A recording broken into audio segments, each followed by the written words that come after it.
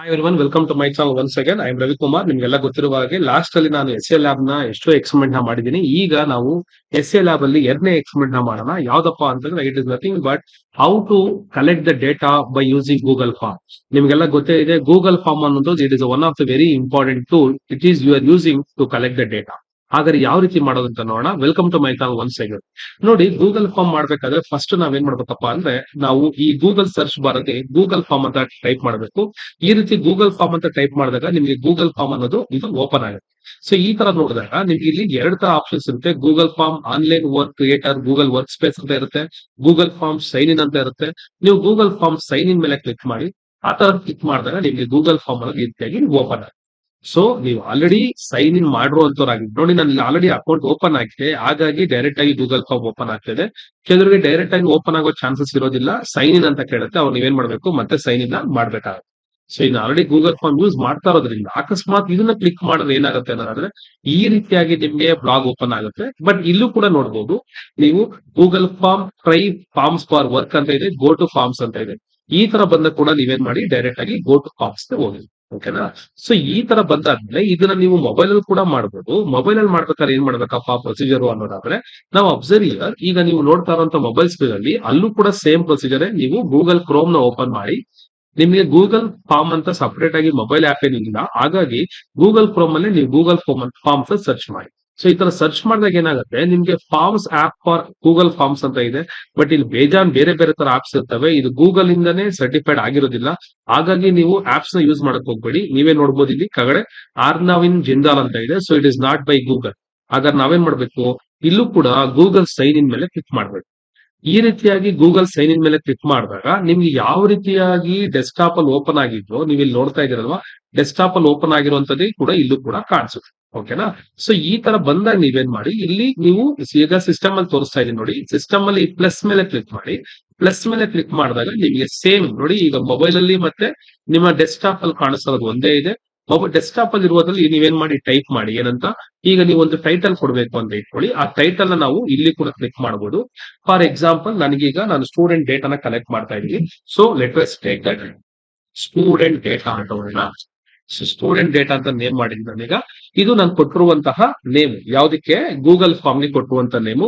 ಇಲ್ಲೂ ಕೂಡ ಅಷ್ಟೇನೆ, ನೀವು ಇಲ್ಲಿರುವಂತಹ ಹೆಸರು ಮೇಲೆ ಕ್ಲಿಕ್ ಮಾಡ್ಬಿಟ್ಟು ಇಲ್ಲಿ ನೀವೇನ್ ಮಾಡಿ, ಸ್ಟೂಡೆಂಟ್ ಡೇಟಾ ಅಂತ ಸೊ ನೀವು ಕ್ಲಿಕ್ ಮಾಡಬಹುದು. ಸ್ಟೂಡೆಂಟ್ ಡೇಟಾ ಅಂತ ಸರ್ಚ್ ಮಾಡಿದ್ರೆ ಅದು ನಿಮಗೆ ಹೆಸರು ಅದೇ ಆಗುತ್ತೆ. ಈಗ ನಾವು ಯಾವ ರೀತಿ ಕ್ವಶನ್ ಕ್ರಿಯೇಟ್ ಮಾಡೋದು ಅಂತ ನೋಡೋಣ. ಇಲ್ಲಿ ಬೇಕಾದ್ರೆ ನೀವು ಅಬ್ಸರ್ವ್ ಮಾಡಬಹುದು, ಇಲ್ಲಿ ಡಿಸ್ಕ್ರಿಪ್ಷನ್ ಅಂತ ಇದೆ. So student data of Bagepalli ಅಂತ ಕೊಡ್ತೀನಿ ನಾನು, ಬಾಗೇಪಲ್ಲಿ ಕಾಲೇಜ್ ಅಂತ ಕೊಡ್ತೀನಿ. ಸೊ ಬಾಗೇಪಲ್ಲಿ ಕಾಲೇಜ್ ಅಂತ ಟೈಪ್ ಮಾಡಿದ್ರೆ, ಅದೇ ರೀತಿ ನೀವು ಇಲ್ಲೂ ಕೂಡ ಮೊಬೈಲ್ ಅಲ್ಲಿ ಕೂಡ ನೀವು ನೋಡಬಹುದು, ಸ್ಟೂಡೆಂಟ್ ಡೇಟಾ ಆದ್ಮೇಲೆ ಡಿಸ್ಕ್ರಿಪ್ಷನ್ ಇದೆ. ಸೊ ಡಿಸ್ಕ್ರಿಪ್ಷನ್ ಅಲ್ಲಿ ಸೊ ಬಾಗೇಪಲ್ಲಿ ಅಂತ ಬೇಕಾದ್ರೆ ನಾವು ಕೊಡಬಹುದು, ಬಾಗೇಪಲ್ಲಿ ಸ್ಟೂಡೆಂಟ್ಸ್. ಓಕೆ. ಸೊ ಈ ರೀತಿಯಾಗಿ ನೀವು ಎರಡೂ ಕಡೆ ನೀವು ಮೊಬೈಲ್ ಅಲ್ಲಿ ಕೂಡ ಮಾಡಬಹುದು, ಮತ್ತೆ ಡೆಸ್ಕ್ಟಾಪ್ ಅಲ್ಲಿ ಕೂಡ ನೀವು ಮಾಡಬಹುದು. ಈಗ ನಾವು ಕ್ವಶನ್ಸ್ ಕ್ರಿಯೇಟ್ ಮಾಡೋದು ನೋಡಿ. ಫಾರ್ ಎಕ್ಸಾಂಪಲ್, ನಾನೀಗ ನೇಮ್ ನ ಕಲೆಕ್ಟ್ ಮಾಡಬೇಕು. ಇಲ್ಲಿ ನೇಮ್ ಅಂತ ಸರ್ಚ್ ಮಾಡಿ. ಸರ್ಚ್ ಮಾಡಿದಾಗ ಇಲ್ಲಿ ಅದೇನೆ ಆಟೋಮೆಟಿಕ್ ಆಗಿ ಇದು ಆಪ್ಷನ್ಸ್ ನ ಕೊಡುತ್ತೆ. ಯಾವ ರೀತಿ ಆಪ್ಷನ್, ಇಲ್ಲಿ ಶಾರ್ಟ್ ಆನ್ಸರ್ ಅಂತ ಇದೆ, ಕರೆಕ್ಟಾ? So obviously name short answer ಆಗಿರೋದ್ರಿಂದ ನೀವು ಆನ್ಸರ್ ನ ಹುಡುಗರು ಟೈಪ್ ಮಾಡ್ತಾರೆ. ಇಲ್ಲಿ ನಿಮ್ಗೆ ನೋಡಿದಾಗ ರಿಕ್ವೈರ್ಡ್ ಅಂತ ಆಪ್ಷನ್ ಇದೆ, ಕರೆಕ್ಟಾ? ಆ ರೀತಿಯಾಗಿ ನೀವು ಇಲ್ಲಿ ರಿಕ್ವೈರ್ಡ್ ಅಂತ ನೀವು ಕ್ಲಿಕ್ ಮಾಡಿದ್ದೆ ಆದ್ರೆ, ಏನಕ್ಕೆ ರಿಕ್ವೈರ್ಡ್ ಅಂತಂದ್ರೆ ಇದು ನಮ್ಗೆ ಪರ್ಮನೆಂಟ್ ಬೇಕೇ ಬೇಕು. ಇದನ್ನ ನೀವು ಆನ್ಸರ್ ಮಾಡಿದಿರಾ ಬಿಡಕ್ ಆಗೋದಿಲ್ಲ, ಇದನ್ನ ಆನ್ಸರ್ ಮಾಡ್ಲೇಬೇಕು ಅಂತ ಇದು ನಿಮ್ಗೆ ಹೇಳುತ್ತೆ. ಸೊ ಈಗ ಈ ಕ್ವಶನ್ ಆಯ್ತು. ನೆಕ್ಸ್ಟ್ ಕ್ವಶನ್ ಹೋಗ್ಬೇಕಾದ್ರೆ ಏನ್ ಮಾಡ್ಬೇಕಪ್ಪ ಅಂತಂದ್ರೆ, ಇಲ್ಲಿ ಕೂಡ ಅಷ್ಟೇ, ನಾನು ಮೊಬೈಲ್ ಅಲ್ಲಿ ಕೂಡ ತೋರಿಸಿ ನೋಡಿ. ಸೊ ಫಸ್ಟ್ ನಾನು ನೇಮ್ ನ ಟೈಪ್ ಮಾಡ್ತೀನಿ. ಸೊ ನೇಮ್ ಬೇಕಾಗಿದೆ. So I will check name. So ಅದಾದ್ಮೇಲೆ ರಿಕ್ವೈರ್ಡ್ ಅಂತ ಕಲೆಕ್ಟ್ ಮಾಡ್ತೀನಿ. ಮೊಬೈಲ್ ಆದ್ರೆ ಕೆಳಗಡೆ ಬರುತ್ತೆ ಪ್ಲಸ್ ಮತ್ತೆ ಆಪ್ಷನ್ ಬರುತ್ತೆ. ಇಲ್ಲಿ ನಾನು ಮೊಬೈಲ್ ಅಲ್ಲಿ ಮಾಡಿದಾಗ ನೆಕ್ಸ್ಟ್ ಕ್ವಶನ್ ಹೋಗುತ್ತೆ. ಇಲ್ಲೂ ಅಷ್ಟೇ, ಈ ಪ್ಲಸ್ ಮೇಲೆ ಕ್ಲಿಕ್ ಮಾಡಿ ನೆಕ್ಸ್ಟ್ ಕ್ವಶನ್ ಗೆ ಹೋಗುತ್ತೆ. ಓಕೆನಾ? ನೆಕ್ಸ್ಟ್ ಕ್ವಶನ್ ಹೋದಾಗ ನಾನು ಫಾರ್ ಎಕ್ಸಾಂಪಲ್ ಕಾಂಟ್ಯಾಕ್ಟ್ ಅಂತ ಹೊಡಿತಾ ಇದ್ದೀನಿ. ಸೊ ನೀವು ಯಾವ ರೀತಿಯಾಗಿ ಕ್ವಶನ್ಸ್ ನ ಪ್ರಿಪೇರ್ ಮಾಡಿರ್ತೀರೋ ಆ ಕ್ವಶನ್ಸ್ ನ ಇಲ್ಲಿ ಡೇಟಾ ಕಲೆಕ್ಟ್ ಮಾಡಕ್ಕೆ ನಾವು ಕೊಡ್ಬೇಕು. ಸೊ ಕಾಂಟ್ಯಾಕ್ಟ್ ನಂಬರ್ ಅಂತ ಹೊಡಿತೀನಿ. ಕಾಂಟ್ಯಾಕ್ಟ್ ನಂಬರ್ ಅಂತ ಹೊಡೆದಾಗ ಆ ಕ್ವಶನ್ ಶಾರ್ಟ್ ಆನ್ಸರ್ ಆಗಿರೋದ್ರಿಂದ ಅದು ಕೂಡ ರಿಕ್ವೈರ್ಡ್ ಕ್ವಶನ್ ಟಿಕ್ ಮಾಡ್ತೀನಿ. ಇಲ್ಲಿ ನೋಡಿ, ರೈಟ್ ಸೈಡ್ ಅಲ್ಲಿ ಇದ್ದಾಗ ನಿಮ್ಗೆ ಸುಮಾರು ಆಪ್ಷನ್ಸ್ ಇದಾವೆ. ಪ್ಲಸ್ ಅಂದ್ರೆ ಆಡ್ ಕ್ವಶನ್ ಅಂತ, ಇಲ್ಲಿ ಇಂಪೋರ್ಟ್ ಕ್ವಶನ್ಸ್ ಅಂತ ಅಂದ್ರೆ ಯಾವುದೋ ಒಂದು ಇಮೇಜ್ ನೀವು ಎಲ್ಲೋ ಬೇರೆ ಕಡೆ ಕ್ಲಿಕ್ ಮಾಡಿದ್ರೆ ಆ ಇಮೇಜ್ ನ ಕೂಡ ನಾವಿಲ್ಲಿ ಇಂಪೋರ್ಟ್ ಮಾಡಬಹುದು. ಅದಾದ್ಮೇಲೆ ಆಡ್ ಟೈಟಲ್ ಅಂಡ್ ಡಿಸ್ಕ್ರಿಪ್ಷನ್ ಅಂತ ಇದೆ. ಅದಾದ್ಮೇಲೆ ನಿಮಗೆ ಆಡ್ ಇಮೇಜ್ ಅಂತ ಇದೆ. ಅದಾದ್ಮೇಲೆ ನಿಮ್ಗೆ ಒಂದು ವಿಡಿಯೋ ಕೂಡ ನಾವು ಆಡ್ ಮಾಡಬಹುದು. ಆಮೇಲೆ ಸೆಕ್ಷನ್ಸ್ ಕೂಡ ಆಡ್ ಮಾಡಬಹುದು. ಅಂದ್ರೆ ಸೆಕ್ಷನ್ಸ್ ನ ಆಡ್ ಮಾಡ್ತಾ ಕೂಡ ನಾವು ಬೇಕಾದ್ರೆ ಆಪ್ಷನ್ಸ್ ನ ಕೊಡ್ಬೋದು. ಸೊ ಈ ರೀತಿಯಾಗಿ ನಾವು ವೆರೈಟಿ ಕ್ವಶನ್ಸ್ ಪ್ರಿಪೇರ್ ಮಾಡ್ಬೋದು. ಈಗ ಇನ್ನೊಂದು ಕ್ವಶನ್ ಪ್ರಿಪೇರ್ ಮಾಡ್ತೀನಿ. ಸೊ ಇಲ್ಲಿ ನಾನು ಬೇಕಾದ್ರೆ ಕ್ವಶನ್ ಕ್ರಿಯೇಟ್ ಮಾಡ್ತೀನಿ. ಏನಂತ, are you staying in, are you staying in ಅಂತ ಕೊಡ್ತಾ ಇದೀನಿ. So are you staying in, multiple choice ಅದೇ ಸೆಲೆಕ್ಟ್ ಮಾಡ್ತಾ ಆಟೋಮೆಟಿಕ್ ಆಗಿ ಕಾಲೇಜ್, ಇನ್ ಹೌಸ್ ಅಥವಾ ಹೌಸ್ ಅಂತ ನಾನು ಕ್ಲಿಕ್ ಮಾಡಿದೀನಿ. ಅದು ರಿಕ್ವೈರ್ಡ್ ಕ್ವಶನ್ ಇಲ್ಲೇ ಇದೆ. Are you staying in college, ಅಕಸ್ಮಾತ್ ನೀವು question are you staying in college ಅಂತ ಕೊಟ್ರೆ yes or no option select ಮಾಡ್ಕೊಬಹುದು. ಸೊ ಅವಾಗ ಏನ್ ಮಾಡಿ, ನೆಕ್ಸ್ಟ್ ಇನ್ನೊಂದು ಪ್ಲಸ್ ಕ್ಲಿಕ್ ಮಾಡಿ. ಅವಾಗ ಇಲ್ಲಿ ಹೋದಾಗ are you using mobile in hostel, mobile in hostel ಅಂತ ಹೊಡೆದ್ರೆ, ಸೊ ಇಲ್ಲಿ ನಾವು ಮಲ್ಟಿಪಲ್ ಚಾಯ್ಸ್ ಕ್ವಶನ್ ಆಗಿರೋದ್ರಿಂದ ಎಸ್ ಆರ್ ನೋ ಆಪ್ಷನ್ ಬರುತ್ತೆ. ನೀವು ಆಡ್ ಆಲ್ ಅಂತ ಕೊಟ್ರೆ ಎಲ್ಲಾ ಕ್ವಶನ್ಸ್ ಕ್ಲಿಕ್ ಆಗುತ್ತೆ. ರಿಕ್ವೈರ್ಡ್ ಅಂತ ಮಾಡ್ಕೋಬಹುದು. ಸೊ ಈ ರೀತಿಯಾಗಿ ನಾವು ಗೂಗಲ್ ಫಾರ್ಮ್ ಅಲ್ಲಿ ಕ್ವಶನ್ಸ್ ನ ಕ್ರಿಯೇಟ್ ಮಾಡ್ತಾ ಹೋಗ್ತೀವಿ. ಇದಾದ್ಮೇಲೆ ನೆಕ್ಸ್ಟ್ ದಲ್ಲಿ ಏನ್ ಮಾಡ್ತೀವಿ, ನಾವು ಇದಕ್ಕೆ ಬಂದಿರುವಂತ ರೆಸ್ಪಾನ್ಸಸ್ ಚೆಕ್ ಮಾಡ್ತೀವಿ. ಈಗ ಕ್ವಶನ್ಸ್ ಪ್ರಿಪೇರ್ ಮಾಡಿದಾಯ್ತು, ನಾವು ಯಾವ ರೀತಿಯಾಗಿ ಇದನ್ನ ಸೆಂಡ್ ಮಾಡ್ಬೇಕು, how to send this questions ಅಂತ ನೋಡೋದಾದ್ರೆ, ಸೊ ಯಾವ ರೀತಿಯಾಗಿ ನಾವೀಗ ಈ ಕ್ವಶನ್ಸ್ ನ ಸೆಂಡ್ ಮಾಡ್ಬೇಕು ಅನ್ನೋದನ್ನ ನೀವು ನೋಡೋದೇ ಆದ್ರೆ ವೆರಿ ಸಿಂಪಲ್. ನೀವು ಇಲ್ಲಿ ಸೆಂಡ್ ಆಪ್ಷನ್ ನೀವೇನ್ ಮಾಡಿ, ಇಲ್ಲಿರುವಂತಹ ಸೆಂಡ್ ಆಪ್ಷನ್ ಮೇಲೆ ಕ್ಲಿಕ್ ಮಾಡಿ. ಈ ಸೆಂಡ್ ಆಪ್ಷನ್ ಮೇಲೆ ನೋಡಿ, ಇಲ್ಲಿ ಪ್ರಿವ್ಯೂ ಅಂತ ಇದೆ. ನಿಮ್ ಕ್ವಶನ್ಸ್ ಯಾವ ರೀತಿ ಕಾಣಿಸುತ್ತೆ ಅಂತ ನೀವು ಪ್ರಿವ್ಯೂ ನೋಡ್ಬೋದು. ಇದು ಪ್ರಿವ್ಯೂ ಆಗಿ ನೀವು ಕಳಿಸೋರಿಗೆ ಯಾವ ರೀತಿ ಕಾಣಿಸುತ್ತೆ ಈ ಕ್ವಶನ್ಸ್ ಅನ್ನೋದನ್ನ ಕಾಣಿಸುತ್ತೆ.